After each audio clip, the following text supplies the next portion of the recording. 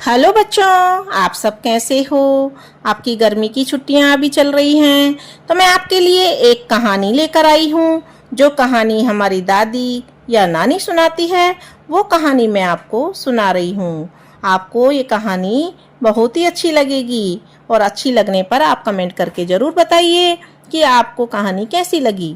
एक बार बसंत ऋतु में जब खेतों में बहार छा रही थी, एक खेत में गेहूं और चने का पौधा आपस में झगड़ पड़े। बात यह थी कि बसंत की बयार में मस्त होकर गेहूं का पौधा नाचते झूमते चने के पौधे पर गिर गया। चना भी कहाँ कम था, उसने धक्का मारकर गेहूं के पौधे को गिरा दिया। गेहूं इस अपमान से क्रोधित हो उठा और उसने चने को ललकारते हुए कहा, तुम छोटे अनाज अपने आप को क्या समझते हो? तुम्हारा इतना साहस कैसे हो गया कि तुम मुझे धक्का मार सको? क्या तुम इतना भी नहीं समझते कि मैं पूरे संसार संपन्न मनुष्यों का पोषण करने वाला अत्यंत सम्मानित व सब प्रकार के अनाजों का राजा हूँ। चने ने गेहूं की बात सुनी तो खिरखिर करके हंसने लगा। उसने गेहूं को चिढ़ाते हुए कहा, ओ गोरे छोरे, अपने मुंह मियाँ मिट्ठू क्यों बन रहे हो? क्या मैं तुम्हें सब अनाजों का राजा इसलिए मान लूं कि तुम खुद ऐसा कह रहे हो? गेहूं जी, राजा जी बनने के लिए कुछ योग्यताएं प्राप्त करनी पड़ती हैं। जब तक तुम ऐसा ना कर लो तब तक के लिए अपने आप को राजा न समझकर हमारे भाई ही बने रहो। गेहूं भला इतनी बातें कब सहन करता। उसने चने की बातों से चिढ़कर उसे एक जोरदार लात लगाई। अब तो 1000 हाथों वाला चना भी क्रोधित हो उठा। उसने अपने लंबे लंबे कटीले हाथों से गेहूं को जकड़ लिया। दोनों श्रेष्ठ अनाजों को इस तरह से लड़ता हुआ देखकर सरसों बीच में आ गई। उसने बड़ी कठिनाई से दोनों को छुड़ाकर अलग किया। तब उसने शांति पूर्वक इस झगड़े का कारण पूछा। कारण मालूम होने पर सरसों ने दोनों को ही डांटते हुए कहा, गेहूं भाई, तुम इतने बड़े होकर भी इस छोटे अनाजों में इस तरह क्यों झगड़ रहे हो? इससे तो अच्छा है कि हम इस मामले को अपने पिता किसान के पास ले जाएं या उनको सुझाएं। वे जिसे राजा मान लेंगे वही सबका राजा बन सकता है। सरसों की बात गेहूं और चना दोनों की समझ में आ गई। वे तीनों ही किसान के पास जा पहुंचे। किसान उस समय अपने छप्पर घर में विश्राम कर रहा था। इन तीनों को साथ साथ आते देखा तो आश्चर्य में भर उठा। कुशल क्षेम पूछने के बाद में किसान ने उनसे आने का कारण पूछा तो गेहूं ने इतलाते हुए बताना प्रारंभ किया, पिता खेतपाल जी, आप तो भली भांति जानते हैं कि मैं सब अनाजों का राजा हूँ। जब आप भी मेरा सम्मान करते हो तो क्या इस छोटे अनाज चने के लिए यह आवश्यक नहीं कि यह मुझे अपना स्वामी समझकर प्रणाम करे? आज इस तुच्छ अनाज ने खेत में खड़े हुए मुझे धक्का मारा, मुझ पर हाथ भी उठाया, इसने मेरे साथ मारपीट भी की। अब आप ही समझा दें कि मैं अनाजों का राजा हूँ और इसके लिए आदरणीय हूँ। गेहूं के चुप होते ही चने ने अपने 1000 हाथों से किसान को प्रणाम करते हुए कहा, पिताजी, मैं मानता हूँ कि यह गेहूं अमीरों का भोजन है, पर इसे अनाजों का राजा किस विशेषता के कारण मान लिया जाए, यह बात मैं नहीं समझ पाया हूँ। आप ही बताइए, क्या इसको यह दावा सच में है? बेचारा किसान दोनों की बात सुनकर सोच में पड़ गया।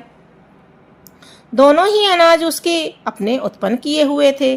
किसान ने देखा कि अपनी पीली साड़ी संभाले सरसों एक ओर खड़ी थी। किसान विचारने लगा, मैं इन दोनों अनाजों में से किसको बड़ा बताऊं? इन दोनों में ही अलग अलग शक्तियां हैं, दोनों ही अपने अपने स्थान पर अत्यंत उपयोगी हैं। किसान उलझन में पड़ गया। अंत में उसने आज्ञा दी कि तुम दोनों ही अपने अपने गुणों का वर्णन करो। गेहूं तो चाहता ही यही था।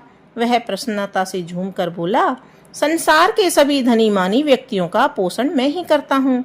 हालांकि कुछ लोग चावल आदि दूसरे अनाज भी खाते हैं, पर गेहूं खाने वालों के सामने उनकी संख्या न के बराबर है। हलवा, मालपुए, लड्डू आदि कई प्रकार के पकवान मेरे द्वारा ही बनाए जाते हैं। संसार में कोई भी देश ऐसा नहीं है जहाँ पर मेरा राज्य नहीं है। अब आप ही निर्णय कीजिए कि मैं अन्न जगत का राजा हूँ या नहीं। गेहूं के बोल चुकने के बाद चना अपनी बात किसान के सामने कहने को खड़ा हुआ। उसने गंभीरता पूर्वक अपनी बात समझाई। मैं मान लेता हूँ कि गेहूं अमीर व्यक्तियों का भोजन है, पर मैं तो अमीर गरीब में कोई भेद न करके सभी का समान रूप से पोषण करता हूँ। जिस दिन से मैं धरती माता की गोद में नन्हे पौधे के रूप में जन्म लेता हूँ, उसी दिन से जनसेवा में लग जाता हूँ।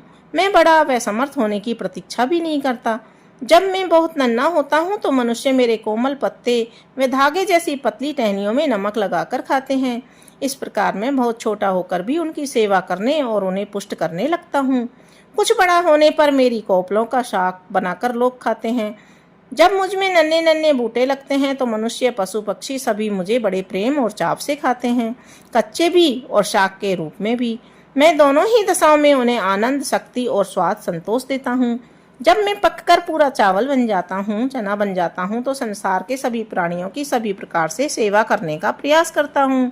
लोग उपटन से लेकर सर्वश्रेष्ठ सलोने और मीठे पकवानों में मेरा उपयोग करते हैं। मुझसे चाहो तो हलवा, लड्डू, मोहनथाल आदि मीठे भोजन से लेकर पकोड़े, कचौरी, मेवे आदि सलोने रूप तक मेरी सेवा ले सकते हैं। मैं तो प्राणियों को सभी प्रकार का आनंद देकर मनुष्यों को तृप्त करना अपना कर्तव्य मानता हूँ। मनुष्यों की तो बात ही क्या, मैं तो गाय, बैल, घोड़े आदि परिश्रमी पशुओं को भी दाने व पानी के रूप में शक्ति प्रदान करता हूँ। अब न्यायपूर्वक आप ही आज्ञा दीजिए कि राजा बनने के योग्य गुण मुझ में अधिक हैं या इस बड़ बोले गेहूं में। चने की न्याय संगत बातें सुनकर किसान ने अपना निर्णय उसी के पक्ष में सुनाया। भरी सभा में उसने चने को राजमुकुट पहना दिया। इससे चने की नाक बहुत ऊंची हो गई और बेचारे गेहूं को इससे बहुत दुख हुआ। कहाँ तो वह अपने आप को अनाजों का राजा समझता था और कहाँ उस तुच्छ अनाज चने को राजा मानकर सम्मान करना होगा। चौबेजी गए तो थे छब्बे बनने के लिए और रह गए दुबेजी। इस दुख में गेहूं की छाती फट गई। प्रतिद्वंदी के पराजित होने से चने की नाक और भी ऊंची हो गई। गेहूं का तो बेचारे का पूरा पेट ही फट गया। अब आप नहीं माने तो अपने हाथ में गेहूं और चने को लेकर देख लें।